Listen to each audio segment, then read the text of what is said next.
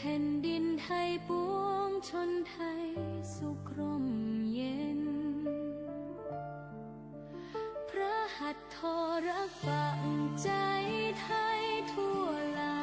พระเนตรทอดพอดุจมาดาอารีล้นพระสุรเสียงดังสายน้ำชโลมนปลอบใจคนให้ลุกยืนด้วยศรัทธาพระสิริแผ่พร่างกลางนภาสว่างพระเมตตาส่องสว่างทุกถิ่นฟ้าดังแสงทองอาบลาทั่วทาราอบอุ่นตาอบอุ่นใจไปนิรันดร์ขอถวายบังคมแทบเบื้องพระบาทด้วยดวงญาติจงรักมั่นไม่แปรผันขอสืบทางแห่งพระคุณอันนั้นจบสิ้นวันยังจงรักภักดีไป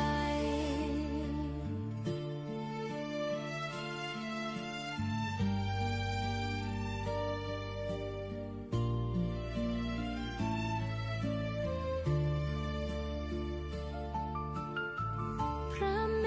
ตตาดุจแสงทองส่องลานำชีวาพ้องไทยให้สุขใสขอรวมดวงใจถวายอาลัยทุกจุมปองขอพระองค์ทรงสถิตพ้องใจไทยนิรันดร์กาล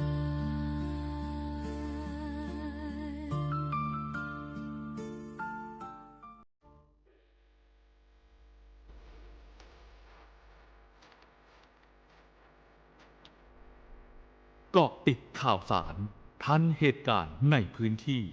ด้วยข้อมูลที่เป็นกลางกับทีมข่าว สวท เชียงใหม่ ติดตามได้ในมองเชียงใหม่ ทางสถานีวิทยุกระจายเสียงแห่งประเทศไทย จังหวัดเชียงใหม่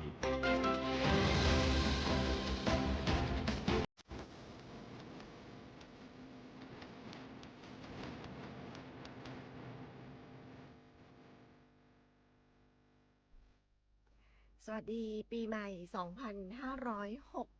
2569 ค่ะ คุณผู้ฟังกับพวกเราทีมข่าว สวท เชียงใหม่ค่ะ ปีม้าทองขอให้เป็นปีม้าที่พาเราไปเจอกับความสุขค่ะ ความสบาย ความสดชื่น ความสดใส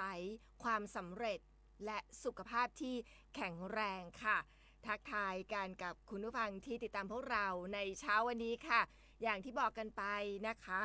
เราจะส่งท้ายปีเก่าและต้อนรับปีใหม่กับรายการมองเชียงใหม่ค่ะ ทักทายคุณผู้ฟังที่ติดตามพวกเราผ่านทางคลื่น FM 93.25 เมกะเฮิรตซ์แห่งนี้ FM 98 เมกะเฮิรตซ์ของกรมประชาสัมพันธ์และคุณผู้ฟังที่ติดตามพวกเราผ่านทางแฟนเพจ Facebook สวท เชียงใหม่ PRD ค่ะ ทักทายทุกท่านพูดคุยกันได้เช้านี้เป็นอย่างไรกันบ้างทักทายสวัสดีปีใหม่ส่งความสุขไปยังทุกพื้นที่เลยค่ะครับดิฉันพี่มนต์กันเดชาชัยค่ะ ผมคมสันต์ขาวบวงครับ อันคือคุณอวยพรปีใหม่ เป็นกำเมืองดีกว่า จริงๆแล้วจะบอกว่ามีแต่เช้าตั้งแต่หลังเที่ยงคืนเนาะมีแต่คนอวยพรเรื่องของปี 2569 นะครับวันนี้ต้อนรับศักราชใหม่ 2569 ปันปอนกระเมืองก็จะบอกว่าขอให้ทุกท่านนะครับโชคดีปีใหม่นะครับแล้วก็ขอให้ร่ำรวยนะครับแล้วก็สุขภาพแข็งแรงนะครับปราศจากโรคภัยไข้เจ็บต่างๆตัวนะครับเอากำทุเจ้ามาอู้ละ นะแล้วก็วันพรุ่งนี้ก็ถือว่าเป็นวันแห่งความหวังละกันนะครับพรุ่งนี้รวยแน่ๆนะฮะต้อนรับศักราชใหม่ที่ฉันบอกปีม้าต้องพาเราไปเจอ5เสือจริงๆแล้วปีม้าทองต้องพาเราไปเจอ5เสืออย่างที่บอกนะคะความสุขนะคะแล้วก็สุขภาพนะคะสตังค์คุณอันนี้ห้ามลืมสำคัญเลยใช่ไหมสำคัญเลยแล้วก็สำเร็จ ครับ นะคะก็เป็น 5 สอ 5 สอ ครับ นะคะก็เป็นต้องบอกว่าเป็นปีม้าทองคุณนะดิฉันก็ ปีแห่งความมั่งคั่งนะครับ ปี ใช่ ม้า ค่ะ ทองนะเขาบอกม้าทองก็ขนเงินขนทองนะฮะ ปีแห่งความมั่งคั่งและยั่งยืนนี่เมื่อวานแหมคุณเช้ามาคุณปั่นปอนปีใหม่นี่ตะคืนไปสวดมนต์ข้ามปีมากะ จะถาม ผมไม่ได้ไปสมรวมปีแต่ถามว่าใครไปสมรวมข้ามปีบ้างนะครับ แล้วก็หลายๆท่านเช้านี้น่าจะไปทำบุญตักบาตรวันขึ้นปีใหม่นะครับปีใหม่ไทยนะครับวันนี้น่าจะมีหลาย ๆ ท่านที่เมื่อคืนเนี่ยสมรวมข้ามปีและเช้านี้ต่อด้วยทำบุญตักบาตรนะครับวันขึ้นปีใหม่อย่างเชียงใหม่ของเราเองก็จัดหลายพื้นที่นะครับ โดยเฉพาะตอนเช้าเนี้ยก็ที่ลานครูบาศรีวิชัย ค่ะ นะครับตอนเช้านี้เมื่อค่ำคืนที่ผ่านมาก็จะเป็นการสวดมนต์ข้ามปีที่วัดพระบรมธาตุดอยสุเทพนะครับแล้วก็วัดพระอารามหลวงนะครับในพื้นที่จังหวัดเชียงใหม่รวมถึงวัดที่อยู่ใกล้บ้านนะครับหลายๆท่านผู้ฟังหลายๆท่านก็น่าจะไปร่วมกิจกรรมกันนะครับเรื่องของการสวดมนต์ข้ามปีนะครับสำหรับท่านใดที่ไม่ได้อยู่ในสายปาร์ตี้สังสรรค์นะครับแล้วก็เน้นย้ำเรื่องของการขับขี่นะครับในช่วงนี้ครับเรื่องของการเมาแล้วขับนะฮะแล้วก็การใส่ใจกฎวินัยจราจรนะครับเพราะว่ารถที่เข้ามาในพื้นที่จังหวัดเชียงใหม่เนี่ยค่อนข้างที่จะเยอะนะครับการขับรถขับรานะครับจะขับตามใจฉันไม่ได้นะฮะต้อง ค่ะ ใส่ใจกฎวินัยจราจรครับเพราะว่าถ้าเกิดอุบัติเหตุมาแล้วก็จะทำให้เสี่ยงนะครับหลายอย่างนะครับเสี่ยงอย่างหนึ่งนะกลับไปทำงานไม่ได้กลับไปทำงานไม่ทันนะครับเพราะรถสมมุติถ้าเกิดอุบัติเหตุแล้วก็อาจจะต้องสไลด์ไปจะต้องเข้าอู่อะไรอย่างเงี้ยนะครับจะต้องเสียเวลาไปจองตั๋วนะครับหาวิธีการเดินทางกลับนะครับไปทำงานนะฮะรวมไปถึงความเสียหายที่เกิดขึ้นด้วยนะครับไม่ว่าจะเป็นของเราเองหรือทรัพย์สินของผู้อื่นนะครับที่เราอาจจะไปเฉี่ยวชนนะครับอันนี้ฝากย้ำเตือนกันครับเรื่องของการใส่ใจกฎวินัยจราจรแล้วก็เรื่องของเมาแล้วขับครับผม ค่ะก็เมื่อวานนี้มีโอกาสได้ไปติดตามเรื่องของเส้นทางการจราจร ครั คุ บ ณก็ต้องบอกว่าเชียงใหม่หนาแน่นรถหนาแน่น แต่ว่าก็ยังเคลื่อนตัวได้นะ ไม่ได้ติดจนแบบว่าเคลื่อนตัวไม่ได้ แต่ก็ถือว่าการจราจรบนท้องถนนหนาแน่นเลยทีเดียว ยังคงต้องฝากคุณผู้ฟังค่ะเช้านี้เช้าวันที่1 มกราคม 2569 ยังคงต้องฝากกันเรื่องของการใจเย็นๆใจร่มๆไปไหว้พระทำบุญตักบาตรเพื่อความเป็นสิริมงคลแล้วใจเย็นๆใจร่มๆกันสักนิดหนึ่งนะเจ้าวันนี้เนี่ยเรื่องของการจราจรน่าจะเป็นแหม1 วันที่ยังคงมีการจราจรที่หนาแน่น ครับ นะคะก็ใจร่มๆดูกันสักนิดนึงค่ะบางทีเรื่องของการข้ามถนนเรื่องของการขับรถบางทีในส่วนของพี่น้องประชาชนที่เป็นนักท่องเที่ยวมาจากต่างจังหวัดคุณอาจจะไม่รู้ว่าตรงนี้วันเวตรงนี้ห้ามเข้าอาจจะต้องใจร่มๆสักนิดนึงส่งสัญญาณให้ ครับ เขารู้ว่าเข้ามาผิดทางนะคะ เพื่อลดอุบัติเหตุทางถนนสำหรับในจังหวัดเชียงใหม่บ้านเรา เมื่อวานนี้ต้องบอกว่าดิฉันก็ไม่ได้ออกไปติดตามในส่วนของการเค้าน์ดาวน์นะ ครับ เพราะว่าบ้านอยู่ใกล้สะพานนวรัตน์ อ้าว แต่เมื่อคืนนี้พอเที่ยงคืนปั๊บเนี่ยคือทุกพื้นที่นะเสียงพ พลุ ลุเสียงประทัด โอ้โหสนั่น ส มา นั่น ก เลยนะฮะ นะคะ สงสารน้องหมาน้องแมวครับตอนนี้มีใครยังตามหาน้องหมาน้องแมวกันบ้างนะครับ เพราะว่าเมื่อคืนนี้หลาย ๆ พื้นที่มีการจุดพลุนะฮะเฉลิมฉลองต้อนรับศักราชใหม่ 2569 นะครับอย่างที่พี่เอบอกไปฮะสำหรับท่านใดที่เป็นคนเชียงใหม่อยู่แล้วขับรถชินในพื้นที่นะครับอาจจะเจอเพื่อนร่วมทางนะครับที่มาจากต่างจังหวัด หลาย ๆ ท่านอาจจะขับตาม GPS นะครับมัวแต่มองมือถือมองยังไม่ได้มองทางนะครับอาจจะเบรกกระทันหันนะครับหรือว่าอาจจะเลี้ยวในจุดหมายปลายทางที่อาจจะมาร์กจุดมาแล้วนะฮะก็ต้องมีน้ำใจให้กันนะครับแล้วก็อาจจะทิ้งช่วงระยะห่างสักนิดหนึ่งอย่าไปจี้ตูดนะเพราะเกิดอุบัติเหตุได้ง่ายนะพี่เอครับ ใช่ค่ะ ก็วันนี้ที่ไหนเป็นอย่างไรอวยพรปีใหม่พูดจากันได้ วันนี้ดิฉันออกบ้านมาด้วย 18 องศาเซลเซียสค่ะ อุณหภูมิเดียวกันนะครับเพราะว่าผมวัดมาจากตลอดทางเนี่ยออกบ้านมาด้วยอุณหภูมิ 16 องศาเซลเซียสครับพอใกล้เข้าตัวเมืองก็ 17 องศานะครับแล้วก็พอมาถึงที่ทำงานก็ 18 องศาเซลเซียสนะครับส่วนที่ยอดดอยก็ไม่พลาดเหมือนกันนะครับแอบไปดูมาแล้วนะครับวันนี้ก็มี เหมยขาบนะครับมีน้ำค้างแข็งให้นักท่องเที่ยวได้ลั่นชัตเตอร์ได้ยนต์โฉมกันนะครับน้ำค้างแข็งบนยอดดอยอินทนนท์นะครับซึ่งวันนี้อุณหภูมิก็ลดต่ำลงนะครับแล้วก็คาดว่าน่าจะมีให้เห็นกันยาวไปจนถึงสัก1 อาทิตย์แหละนะครับตอนนี้มองดูเรื่องของการพยากรณ์อากาศล่วงหน้าเรื่อง1 อาทิตย์ก็อุณหภูมิก็ยังลดต่ำลงอยู่นะพี่เอ ค่ะมาไหนๆก็พูดถึงเรื่องของพยากรณ์อากาศกันแล้วนะคะเดี๋ยวคุณผู้ฟังจะบอกว่าวันนี้พวกเราดูมาแบบไม่ขายครัวขายครัวค่ะ ยังคงขายครัวอย่างต่อเนื่องแต่วันนี้เนี่ยขออนุญาตแจ้งเรื่องของอากาศก่อนขายครัวเรื่องของอากาศของการพยากรณ์อากาศกันก่อนคุณผู้ฟังจะแจ้งว่าอากาศเย็นทั้งสัปดาห์ใช่ไหมคะเพราะฉะนั้นเนี่ยมาแอลบ้านเฮากันตัวเจ้านะคะยังคงมาเที่ยวบ้านเราได้นะคะมาการพยากรณ์อากาศค่ะเป็นเรื่องของการพยากรณ์อากาศในระยะ 24 ชั่วโมงนี้ตั้งแต่ 6 โมงเช้าของวันนี้จนถึง 6 โมงเช้าของวันพรุ่งนี้ค่ะภาคเหนือของเรานะคะมีอากาศเย็นถึงหนาวกับมีหมอกในตอนเช้าค่ะแล้วก็มีหมอกหนาบางพื้นที่เนื่องจากลมตะวันตกเฉียงเหนือในระดับบนพัดปกคลุมประเทศไทยตอนบนในขณะที่บริเวณความกดอากาศสูงหรือมวลอากาศเย็นกำลังอ่อนนะคะปกคลุมภาคเหนือและภาคตะวันออกเฉียงเหนือขอให้พี่น้องประชาชนดูแลรักษาสุขภาพเนื่องจากสภาพอากาศที่หนาวเย็นรวมทั้งเพิ่มความระมัดระวังในการสัญจรผ่านบริเวณที่มีหมอกไว้ด้วยนะคะบ้านเราวันนี้ค่ะ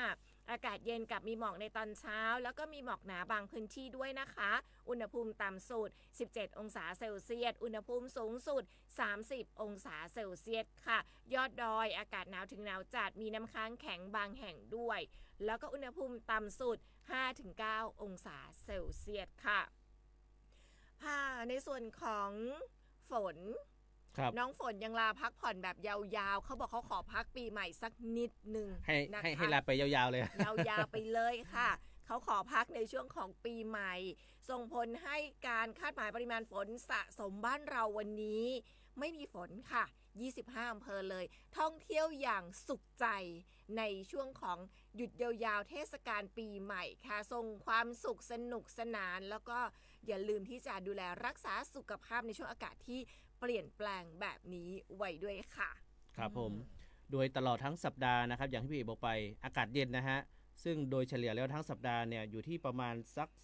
16-17 องศาเซลเซียสนะครับยาวไปจนถึงนู่นเลยครับวันที่7 มกราคมนะครับอย่างที่คาดหมายกันนะครับว่า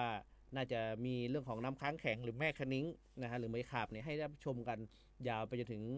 อาจจะถึงวันเด็กเลยก็ว่าได้นะครับเพราะว่าวันที่7นี่ก็ยัง16 องศาเซลเซียสนะครับอันนี้เป็นอุณหภูมิภาคพื้นนะครับ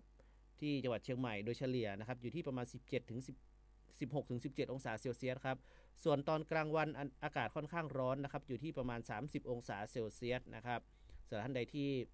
มาเที่ยวเชียงใหม่นะครับต้องดูแลรักษาสุขภาพนะกลางวันเนี่ยค่อนข้างร้อนนะครับส่วนหัวค่ำเนี่ยกับตอนเช้าเนี่ยอากาศเย็นนะครับโดยเฉพาะช่วงตั้งแต่หลังเที่ยงคืนนะฮะอากาศค่อนข้างที่จะเย็นนะครับดูแลรักษาสุขภาพกันด้วยส่วนที่ยอดดอยนะครับอย่างที่พูดไปเมื่อสักครู่นะครับไม่พลาดนะครับสำหรับท่านใดที่ไปยอดดอยอินทนนท์นะฮะมีน้ำค้างแข็งนะครับมีเหมยขาบให้ได้รับชมกันนะครับซึ่งอุณหภูมิที่ยอดดอยนะครับที่อินทนนท์เนี่ยวันนี้ต้อนรับศักราชใหม่นะครับ1 มกราคม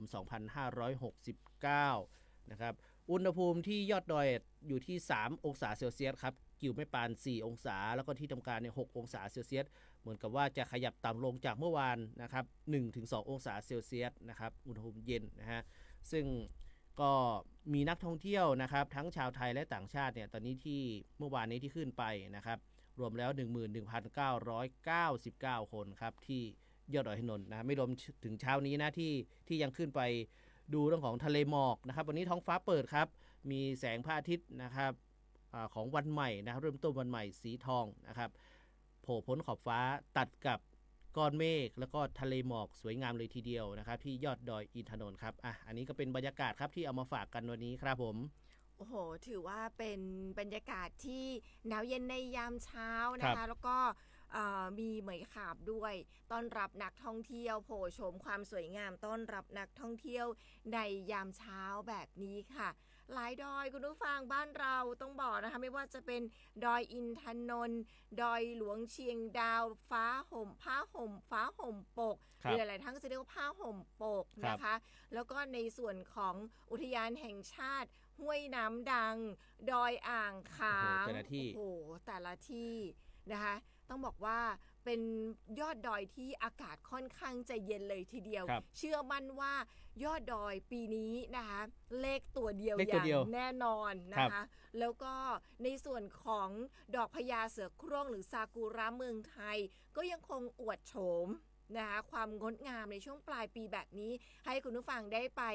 ชิมได้ไปแชะนะคะไปถ่ายรูปมีจุดเช็คอินที่สวยงามเลยทีเดียวบ้านเราส่วนในตัวเมืองเชียงใหม่เมื่อคืนนี้ก็แตกไม่พอกันในหลายๆพื้นที่ที่จัดงานเค้าดาวก็แตกไม่แพ้กันเหมือนกันคุณนะคะโดยเฉพาะสะพานนวรัตน์แล้วก็ในส่วนของถนนท่าแพเพราะว่าเราปิดถนนทั้งเส้นให้เดินชมความสวยงามแล้วก็ซุ้มประดับไฟที่ข่วงประตูท่าแพด้วยคุณนะคะทักทายคุณผู้ฟังสักนิดหนึ่งเล่าสู่กันฟังค่ะที่ไหนเป็นอย่างไรสังสรรค์กันเป็นยังไงกันบ้างนะคะอวยพรวันเกิดอวยพรวันเกิดอวยพรปีใหม่กันหน่อยฮะนะคะอวยพรปีใหม่กันสักนิดหนึ่งค่ะคุณสุภชัยค่ะสวัสดีครับสวัสดีค่ะแล้วคุณสุภชัยบอกว่าสุขสันต์วันปีใหม่2569ครับมาแล้ว1ท่านครับสวท.เชียงใหม่และทุกท่านนะคะขอให้มีความสุขภาพแข็งแรงร่ำรวยเงินทองไหลมาเทมานะครับขอบคุณค่ะสุขสันต์วันปีใหม่2569เช่นกันค่ะสุขภาพแข็งแรงนะคะสดชื่นสดใสไปพร้อมกันในปี2569ค่ะคุณวารินทักทายเรามาสวัสดีปีใหม่ค่ะขอให้มีความสุขสุขภาพร่างกายแข็งแรงนะคะคุณผู้จัดรายการทั้งสองท่านขอบพระคุณค่ะสุขสันต์วันปีใหม่ด้วยเช่นเดียวกันคุณสุภชัยส่งสติกเกอร์รูปดอกไม้มาเป็นกำลังใจให้เรานะคะคุณสุทธิศักดิ์บอกว่าสวัสดีปีใหม่ครับทีมผู้ดำเนินรายการและท่านผู้ฟังทุกท่านขอให้มีความสุขกันนะครับสุขสันต์วันปีใหม่ค่ะคุณพระเครื่องทั่วไทยส่งสติกเกอร์กระจายเสียงมาเป็นกำลังใจให้เราลุงแป๊ะค่ะลุงแป๊ะบอกว่าสวัสดีปีใหม่ครับดีเจ2569 ครับเมื่อคืนพาลูกชายไปสวดมนต์ข้ามปีเอาบุญมาฝากดีเจและทุกท่านครับสาธุนะคะขอบพระคุณค่ะคุณสุทธิศักดิ์นะคะบอกว่าวันนี้เราอยู่เป็นเพื่อนกันกับน้องเอกกับน้องคมสารไม่ออกไปเที่ยวละครับให้นักท่องเที่ยวไปกันแบบที่เขาว่าคน20ล้านคนมาเชียงใหม่นะคะอยู่เป็นเพื่อนกับพวกเรายาวๆเลยค่ะเดี๋ยวช่วงต่อไปก็จะมีพี่ๆดีเจเข้ามาจัดรายการนะคะไม่ว่าจะเป็น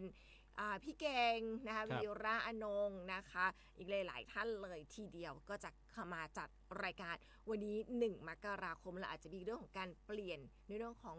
ผังรายการอาจจะมีการปรับเปลี่ยนเล็กน้อยนะครับเล็กน้อยนะคะแต่ว่ามองเชียงใหม่ยังอยู่ในช่วงเวลาเดิมค่ะในปี2569นะคะ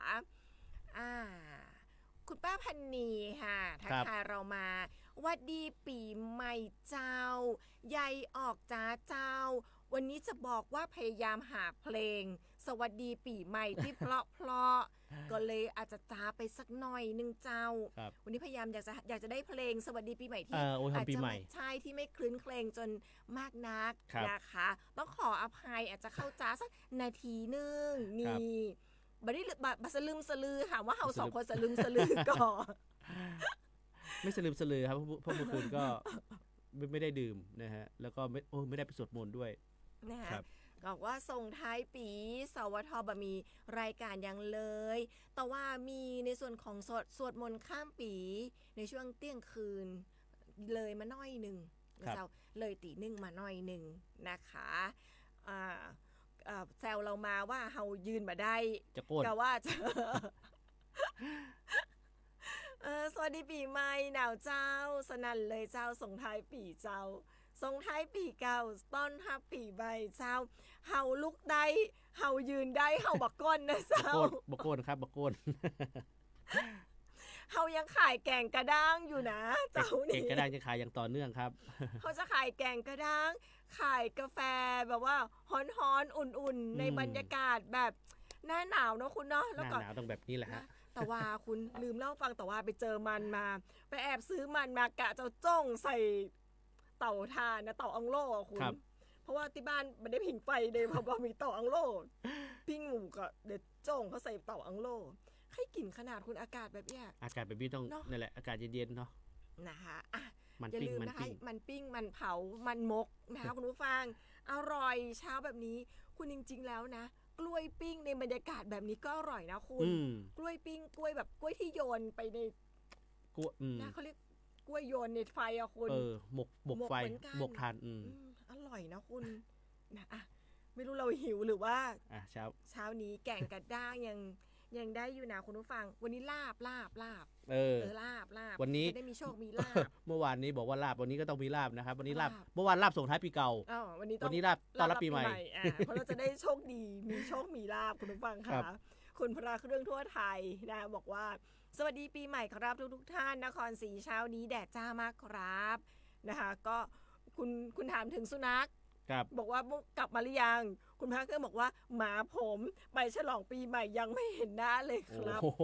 แมวดีอยู่ในบ้าน ครับ นะคะ น่าจะกลัวเสียงสองของประทัดเนาะเสียงประทัดครับ ใช่ค่ะ พี่มวยรัตดาลัตน์ค่ะ หัวหน้าฝ่ายรายการนะคะ สวัสดีปีใหม่เรามา สวัสดีปีใหม่เจ้าทีมข่าว ครับ โชคดีมีความสุขตลอดปีใหม่นี้เจ้า ขอบคุณค่ะทักทายสวัสดีปีใหม่พี่มวยตอยเจ้านะคะ คุณสิรินันท์ทักทายเรามาสวัสดีปีใหม่ค่ะ ส่งสติกเกอร์รูปดอกไม้มาเป็นกำลังใจให้เรานะคะ คุณสาธรค่ะ บอกว่าขอให้อายุมั่นขวัญยืน อยู่ดีกินหวานกินข้าวลำน้ำดีบะเจ็บบะไข้มีโจกมีใจปันใหญ่ปันสูงหลับได้เงินหมื่น ตื่นได้เงินแสนมีโจกมีใจ ตอนนี้บอกว่าอากาศ 18 องศา เมื่อเช้าอากาศ 16 องศา หนาวเหมือนกันนอนกุ้มกันลุมอยู่นะเจ้า ขอบคุณเจ้านะคะปอนปีใหม่ เดี๋ยวไปยาวเลยนะครับ เป็น เราดู กำเมืองนะคะ คุณกิ่งแก้วทักทายเรามาค่ะ สวัสดีปีใหม่เจ้า สวัสดีปีใหม่ค่ะ บอกว่าฟังรายการมานานแล้วเจ้าขอบพระคุณค่ะ มองเชียงใหม่ยังอยู่ในช่วงเวลาเดิมในปี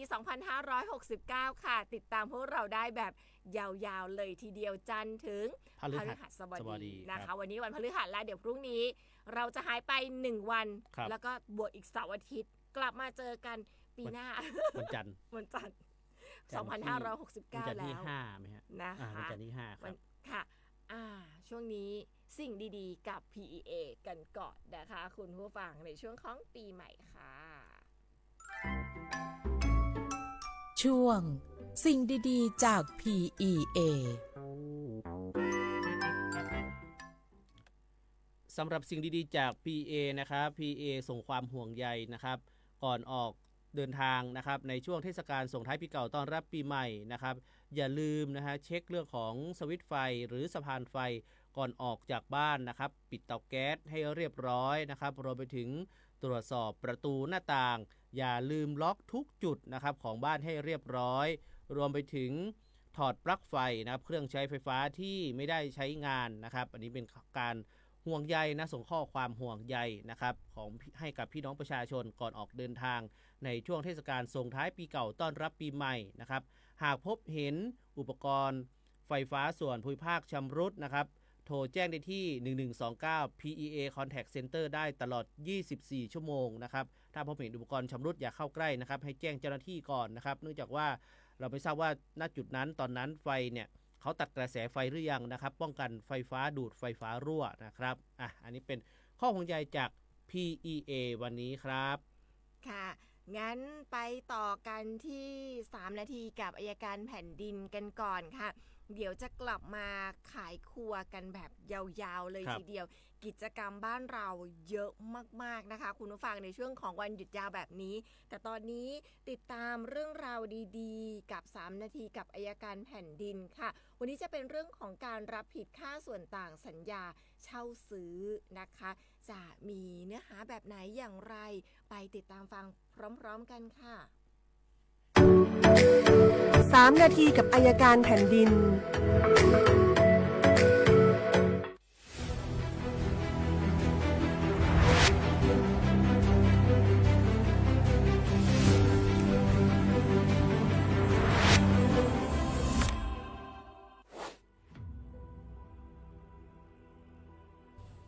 ประเด็นที่นำเสนอในวันนี้นะครับก็เป็นคำถามที่พบบ่อยนะครับเวลามีประชาชนมาปรึกษาที่สำนักงานในการคุ้มครองสิทธิ์นะครับเป็นเรื่องของการรับผิดในค่าส่วนต่างตามสัญญาเช่าซื้อนะครับเรื่องมีอยู่ว่าประชาชนเนี่ยนะครับซึ่งเป็นผู้เช่าซื้อรถนะครับได้มีการผ่อนชำระค่าเช่าซื้อมาโดยตลอดและพออยู่มาวันหนึ่งเนี่ยนะครับตัวผู้เช่าซื้อเนี่ยไม่สามารถที่จะผ่อนงวดค่างวดได้ไหวนะครับก็เลยมีการขอเลิกสัญญาเช่าซื้อโดยนำรถคันดังกล่าวนะครับไปคืนให้กับผู้ให้เช่าซื้อ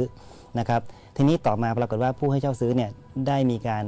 ฟ้องคดีผู้เช่าซื้อให้รับผิดในค่าส่วนต่างของรถเนื่องจากว่าผู้ให้เช่าซื้อเนี่ยนะครับหลังจากที่ได้รับรถจากผู้เช่าซื้อแล้วเนี่ยก็มีการนำรถคันดังกล่าวไปขายท่อตลาดนะครับพอขายท่อตลาดแล้วเนี่ยได้เงินน้อยกว่าตามที่ตกลงไว้ในสัญญาเช่าซื้อเนี่ยนะครับผู้ให้เช่าซื้อก็เลยนำเงินค่าส่วนต่างที่ได้ที่ยังคงค้างอยู่เนี่ยมาฟ้องผู้เช่าซื้อให้รับผิดตามสัญญานะครับปัญหามันก็ยังมีอยู่ว่าผู้เช่าซื้อจะต้องรับผิดในค่าส่วนต่างนี้หรือไม่อย่างไรนะครับคือตรงนี้เนี่ยมีคำพิพากษาศาลฎีกากำหนดไว้นะครับว่ากรณีผู้เช่าซื้อเนี่ยนำรถมาคืนให้กับผู้ให้เช่าซื้อแล้วเนี่ยนะครับก็เป็นการเลิกสัญญาตามกฎหมายนะครับแต่กรณีที่จะต้องรับผิดค่าส่วนต่างหรือไม่เนี่ยนะครับมีเงื่อนไขอยู่ว่าหากมีการคืนรถแล้วเนี่ยนะครับผู้เช่าซื้อไม่ได้มีค่างวดรถที่ค้างชำระก็คือไม่มีหนี้ค้างชำระกับผู้ให้เช่าซื้อเนี่ยนะครับจะมีผล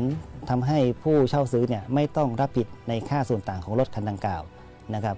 และถ้าเกิดว่าผู้ให้เช่าซื้อเนี่ยนะครับมีการให้ผู้เช่าซื้อเซ็นสัญญานะครับเซ็นสัญญาว่าให้รับผิดในค่าส่วนต่างดังกล่าวเนี่ยครับข้อสัญญาดังกล่าวก็ไม่มีผลบังคับให้ผู้เช่าซื้อเนี่ยต้องรับผิดในค่าส่วนต่างตามสัญญาแต่อย่างใดนะครับดังนั้นเนี่ยนะครับเงื่อนไขสำคัญก็คือว่าหากต้องการจะเลิกสัญญาเช่าซื้อโดยที่ไม่ต้องรับผิดในค่าส่วนต่างของรถเนี่ยนะครับตัวผู้เช่าซื้อจะต้องไม่มีหนี้ค้างชำระให้กับผู้ให้เช่าซื้อในขณะคืนรถนะครับก็จะมีผลทำให้ผู้เช่าซื้อไม่ต้องรับผิดในค่าส่วนต่างที่ยังคงค้างตามสัญญาอีกต่อไปนะครับขอบคุณครับ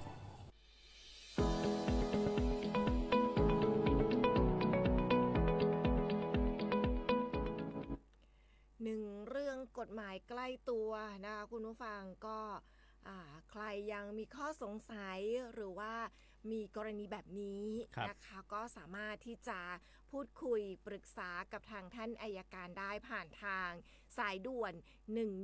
1157หรือว่าอยากจะไปปะหน้าท่านอัยการแบบถามแบบเอาเอกสารไปให้ท่านดูนะคะก็สามารถไปปรึกษาได้ที่สำนักงานอัยการทุกจังหวัดทั่วประเทศเลยคุณแล้วก็ยังมีในส่วนของสำนักงานอัยการคุ้มครองสิทธิ์ที่อยู่ตามอำเภอที่อยู่ห่างไกลอย่างเช่นบ้านเราก็จะมีทางที่อำเภอฝางนะคะแล้วก็อำเภอฮอดนะคะก็สามารถปรึกษาท่านได้ค่ะพร้อมท่านบอกพร้อม1157ก็พร้อม หรือว่าจะไปปะกันที่สำนักงานอัยการคุ้มครองสิทธิ์ก็พร้อมด้วยเช่นเดียวกันค่ะครับคุณไปไหนกันต่อดีดิฉันขออนุญาตขายครัวก่อนได้ไหมคุณกิจกรรมเนี่ยมีวันนี้วันสุดท้ายแล้วนะคุณแต่ดิฉันว่าเป็นกิจกรรมที่น่าสนใจเลยทีเดียวแหละสำหรับเทศกาลเครื่องเงินเครื่องเขินเจียงใหม่ครั้งที่8คุณนะคะจัดขึ้นมาตั้งแต่ช่วงวันที่30แล้วล่ะค่ะ30ธันวาคมถึงวันนี้1มกราคม2569วันสุดท้ายแล้วจัดขึ้นที่วัดศรีสุพรรณตำบลหายาอำเภอเมืองเชียงใหม่จังหวัดเชียงใหม่นะคะซึ่งต้องบอกว่าวัดศรีสุพรรณค่ะเป็นชุมชนวัดศรีสุพรรณเป็นชุมชนที่ได้มีการทำในเรื่องของเครื่องเขินเครื่องเงินคุณแล้วก็เป็นการนำวัฒนธรรมเรื่องของภูมิปัญญาขนบธรรมเนียมประเพณีแล้วก็วัฒนธรรมท้องถิ่นเนี่ยมาพัฒนาต่อยอดสร้างคุณค่าแล้วก็มูลค่าอย่างสร้างสรรค์ซึ่งนอกจากเป็นเรื่องของการทำเครื่องเขินเครื่องเงินแล้วเนี่ยยังเป็นการเชื่อมโยงสู่การท่องเที่ยวชุมชนเป็นการสร้างโอกาสสร้างรายได้อย่างยั่งยืนนะคะซึ่งก็มีการจัดแสดงคุณในเรื่องของ เครื่องเงินเครื่องเขินนะคะ แล้วก็ยังมีกิจกรรมที่เชื่อมโยงกับการท่องเที่ยวก็คือเที่ยวชุมชนยนต์วิถีชุมชนวัดศรีสุพรรณค่ะซึ่งกิจกรรมมีเยอะเลยทีเดียวนะคุณมีการสาธิตภูมิปัญญาทางวัฒนธรรมมีการมั่วครัวเงินครัวเขินมีกิจกรรมเวิร์กช็อปแล้วก็มีกิจกรรมนั่งรถรางชมงานศิลป์เยือนถิ่นต้องอ่านอย่างนี้นะคุณภาษาเมืองบ้านเฮาเยือนถิ่นงัวลายงัวลายนะไม่ใช่วัวนะงัวถ้าคนเมืองจะท้องอันนี้ชื่องานเป็นงัวเลยคุณนะก็ชมเยือนถิ่นงัวลายค่ะแล้วก็กิจกรรมการแสดงทางศิลปวัฒนธรรมด้วยนะก็เชิญชวนค่ะนอกจากเราจะได้ไปชมความสวยงามของเครื่องเงินกิจกรรมต่างๆแล้วอย่าลืมนะคะไปชมความงดงามของอุโบสถเงินหลังแรกของโลกเลยค่ะคุณผู้ฟังอยู่ที่วัดศรีสุพรรณนะคะนี่ก็ขายครัวก่อนนะวันนี้ขออนุญาตขายครัวก่อนเลย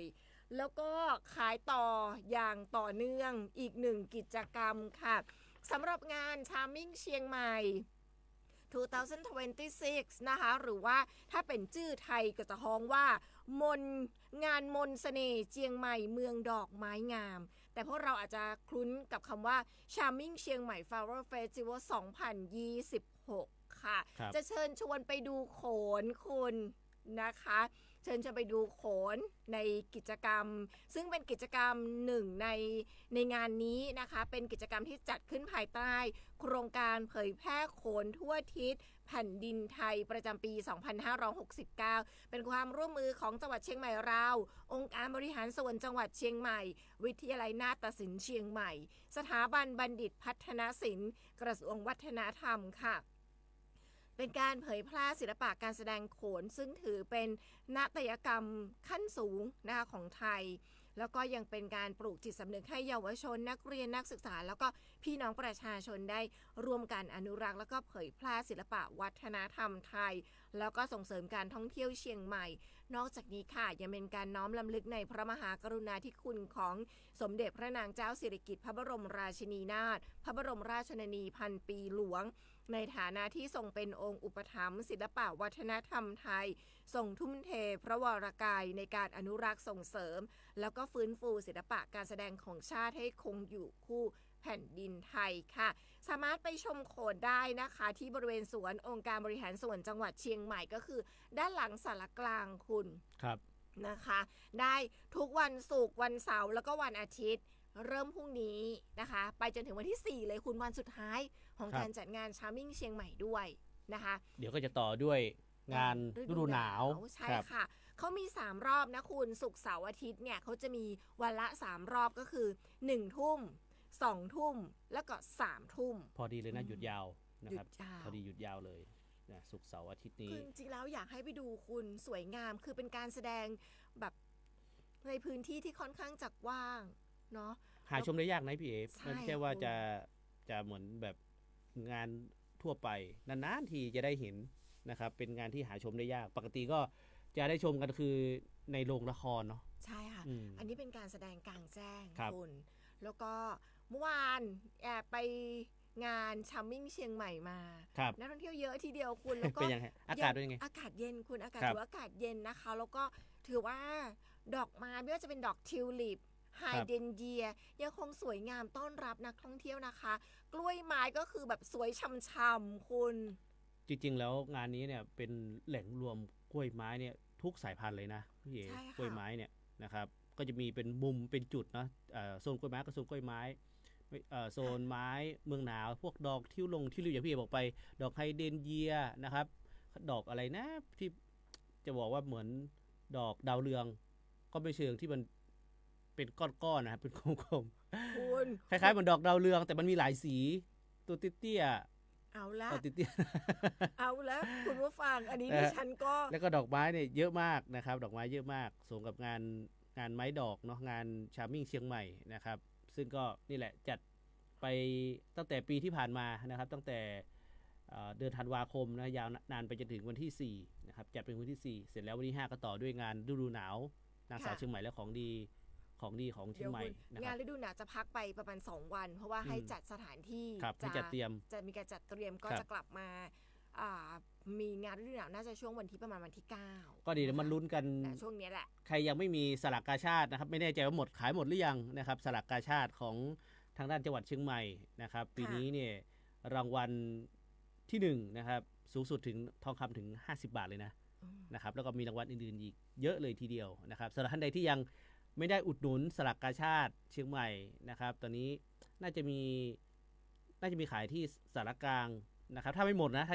หรือว่าเดี๋ยวค่อยพอมีงานเนี่ยไปซื้อได้ที่หน้างานได้นะครับถ้ายังไม่หมดนะครับแต่สำหรับท่านใดที่มีอยู่แล้วก็มาลุ้นกันครับปีนี้ว่าใครจะได้ คุณ รางวัล งั้นดิฉันอันนี้ได้ไหมวางเป้าหมายปี 2569 ได้ไหม กับทองคำ50 บาท 50 บาท ทองคำ50 บาทนะฮะ ดิฉันเริ่มก่อนเลย ค กั รั บบ ทองคำ50 บาทนะคะ โอ้ แล้วก็ 50 บาทก็กี่บาทฮะ เยอะนะคุณถ้าเราตีง่ายๆก็ ตีสัก ถ้า บาทละ60,000 บาทละ 60,000 อ่ะคูณ 30ไหม 3 ล้าน3 แสน 3 ล้านสิคุณ 3 ล้านอู้ 60,000 บ้าน ใช่ไหม บ้านหนึ่งหลังเลยนะ ใช่ ปีที่ผ่านมาเราแจกบ้านเนาะ จากบ้าน ครับ นะคะ โอ้ปีนี้ 30ก็3 ล้าน ครับ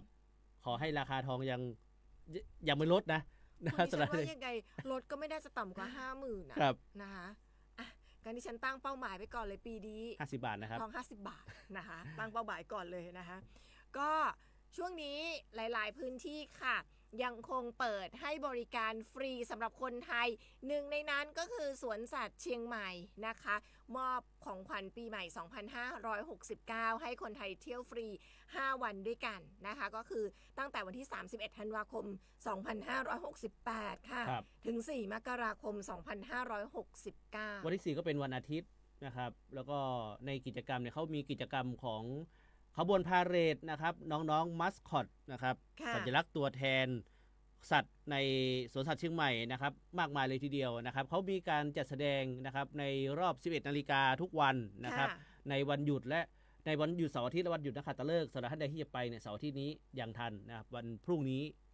วันมะรืนนี้เนาะวันมะรืนนี้นะครับ ค่ะหมดวันมะรืนนี้วัน ครั ที่ บ3-4นะครับก็จะมีนี่แหละฮะขบวนพาเหรดนะครับรวมถึงมีการแจก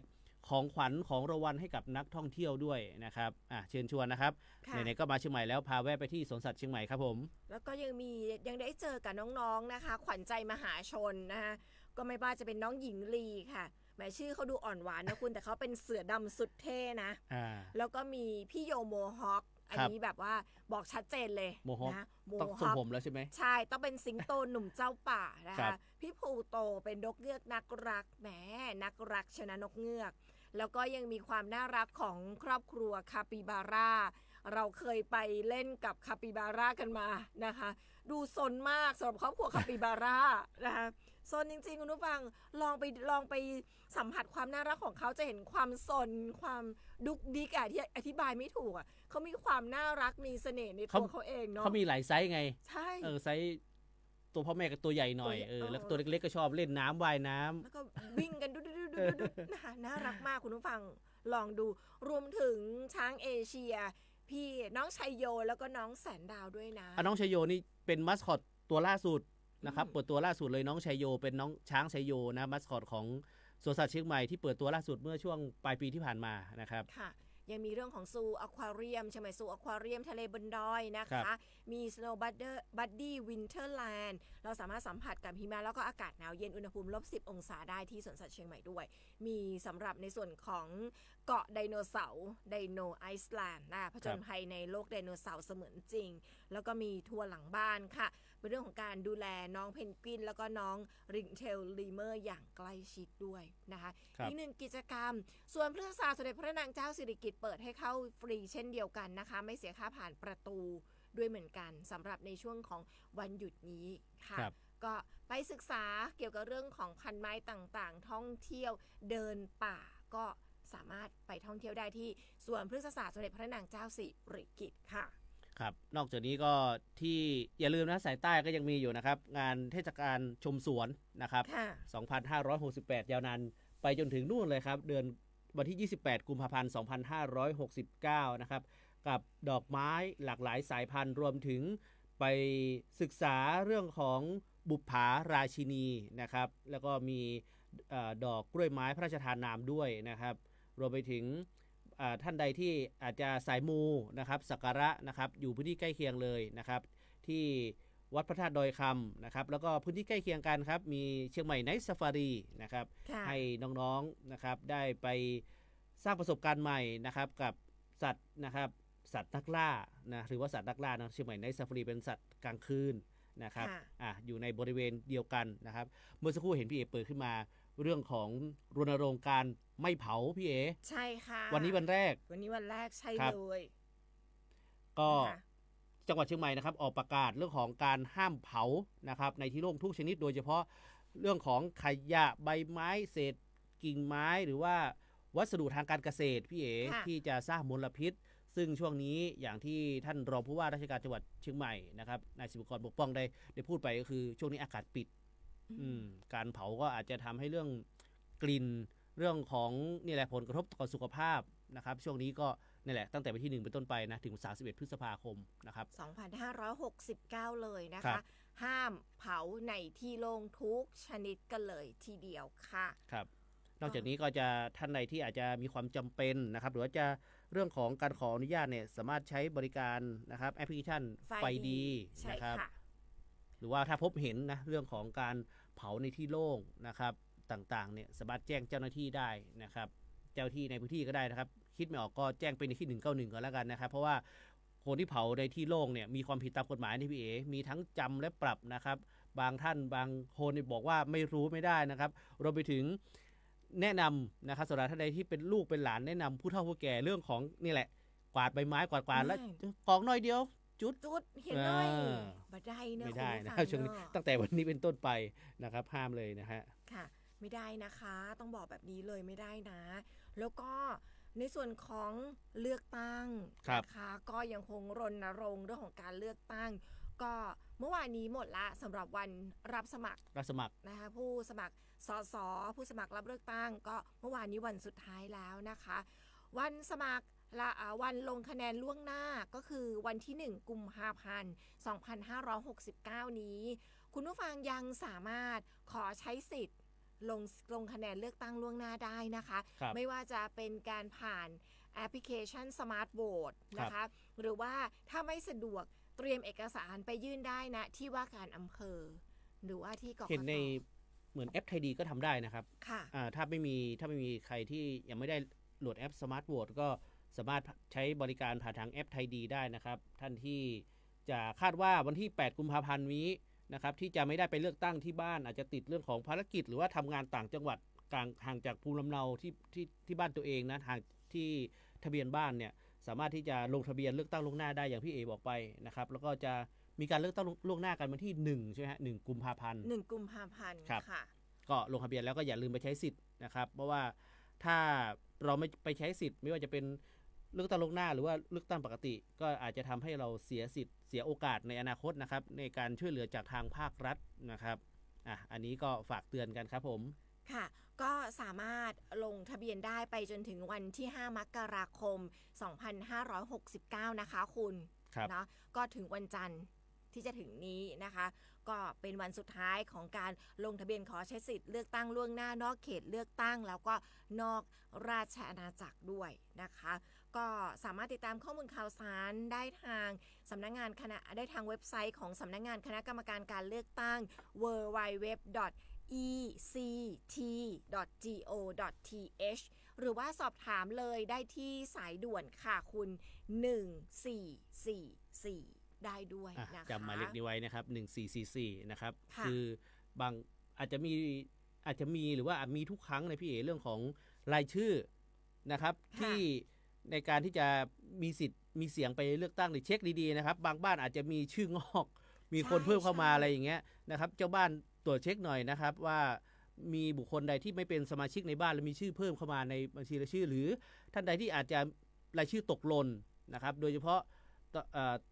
ตอนนี้ปีนี้เนี่ยจะมีน้องๆที่อายุครบ18 ปีบริบูรณ์นะครับณวันเลือกตั้งเนี่ยที่จะมีสิทธิ์มีเสียงในการเลือกตั้งเนี่ยเช็คกันหน่อยนะครับอันนี้ฝากเตือนครับเรื่องของการเลือกตั้ง 8:58 นาทีเราสองคนคงต้องไปก่อนแล้วนะ ครั คะ บ สำหรับวันนี้เดี๋ยวกลับมาเจอกันใหม่ในวันจันทร์ค่ะคุณผู้ฟัง ทิ้งท้ายด้วยเรื่องของระมัดระวังเรื่องของการขับขี่ปลอดภัยการ ครับ ใช้รถใช้ถนนในช่วงนี้กันด้วย2 คนไปก่อนสวัสดีค่ะ สวัสดีปีใหม่ครับ